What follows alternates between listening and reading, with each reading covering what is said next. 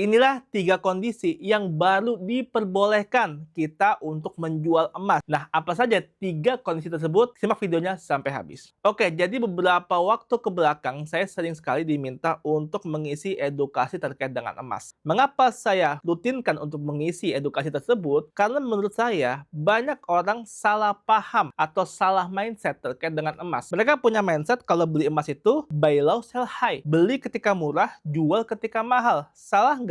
Nggak sepenuhnya salah, karena emang naturalnya kan seperti itu. Kita beli ketika harganya murah, nanti jual ketika harganya sudah tinggi. Dan itu wajar.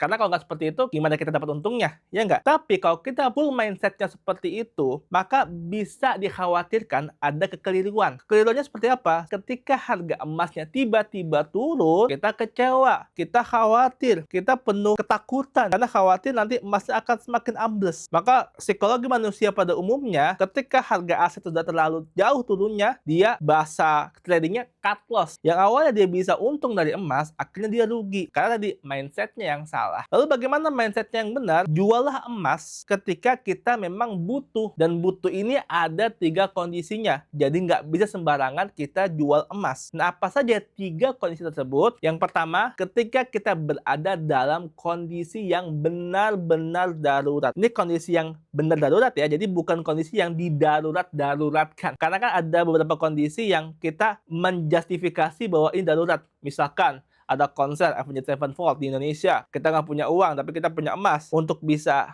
ikut konser tersebut, akhirnya kita jual emas kita. Padahal konser tersebut itu bukan suatu hal yang darurat. Meskipun kita bisa bilang, tapi kan jarang-jarang Avenged Sevenfold ke Indonesia. Butuh dong kita buat datang ke konser tersebut. Ya, beneran tuh kebutuhan. Apakah kita nggak nonton konser kita akhirnya meninggal? Kan enggak juga. Apakah kalau kita nggak nonton konser kita bisa hidupnya susah? Kan enggak juga. Artinya kita jual emas memang keadaannya itu mendesak. Keadaannya itu kita benar-benar butuh uangnya. Sebagaimana yang saya lakukan ketika tahun 2020, saya kehilangan pekerjaan saya. Artinya saya nggak punya penghasilan.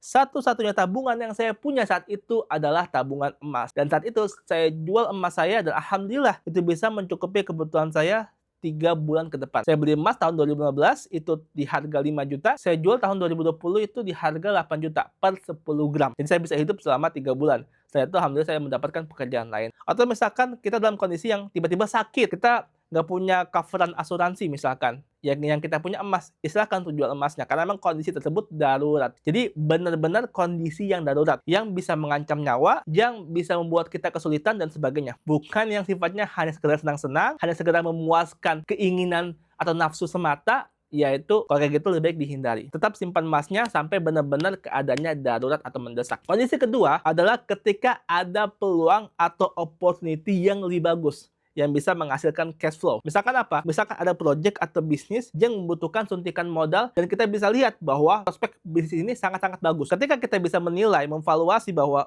ini bagus nih projectnya, ini bisa mendatangkan cash flow yang cukup buat menambah penghasilan saya. Tapi ini butuh modal, saya harus masuk nih dengan modal saya. Tapi saya nggak punya tabungan, saya punya emas. Nah, silakan jual emasnya untuk masuk ke bisnis tersebut. Misalkan ada bisnis kontrakan, kos-kosan, dia butuh modal, kita punya emas, kita jual aja emasnya, kita masuk ke bisnis tersebut. Karena bisnis tersebut bisa menghasilkan cash flow. Karena kan emas itu kan nggak menghasilkan cash flow ya, dia nggak menghasilkan return. Nggak seperti kalau kita investasi ke saham, ada dividennya, atau kita investasi ke reksadana, ada returnnya, ke sukuk, ada returnnya. Emas nggak punya return, dia nggak menghasilkan apapun, dia hanya menghasilkan penambahan nilainya saja. Jadi kalaupun ada peluang yang bisa menghasilkan return, menambah cash flow kita, maka silakan masuk. Jual emas, masuk ke sana. Selama kita bisa nilai bahwa projectnya atau bisnisnya itu memang worth it. Kalau kita nggak bisa nilai, kita kesulitan untuk melihat peluang tersebut, lebih baik hold dulu, tahan dulu emasnya. Jangan langsung dijual. Yang ketiga, ketika goals atau tujuan keuangan itu sudah tercapai. Jadi ketika kita mentargetkan nih, misalkan, kita beli emas, kita tujuannya adalah untuk pergi haji.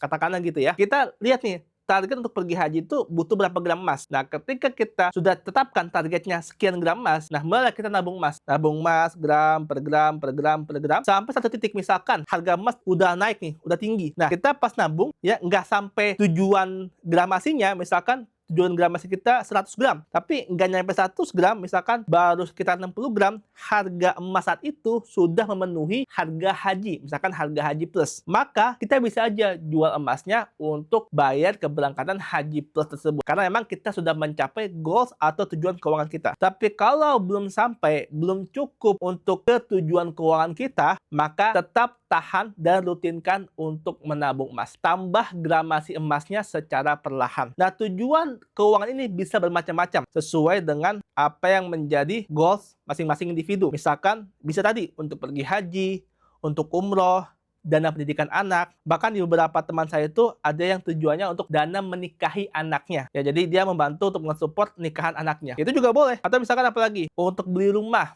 ya, atau minimal untuk DP rumah. Ya, itu juga bisa. Jadi jangan sampai kita menabung emas hanya sekedar FOMO, hanya sekedar ikut-ikutan, tapi nggak punya tujuan keuangannya. Beli emas harus dengan tujuan keuangan yang jelas. Jadi itu 3 hal terkait dengan bagaimana kemudian kita boleh menjual emas kalau sudah memenuhi 3 hal tersebut. Ya, salah satunya terpenuhi. Antara memang kebutuhannya mendesak, darurat, ya memang kalau kita nggak penuhi, nggak kita jual, kita bisa kesulitan. Yang kedua, ketika ada project atau opportunity yang lebih baik, yang bisa menghasilkan cash flow yang lebih. Yang ketiga, ketika telah mencapai tujuan keuangannya. Kalau tidak ada salah satu dari 3 hal ini, maka emasnya jangan buru-buru dijual. Tahan dulu sampai ketiga hal tersebut, salah satunya itu telah tercapai. Dan semoga video ini bisa menjelaskan atau memberikan gambaran terkait dengan bagaimana kemudian kita memperlakukan emas dengan benar. Jangan FOMO, belilah emas dengan ilmu.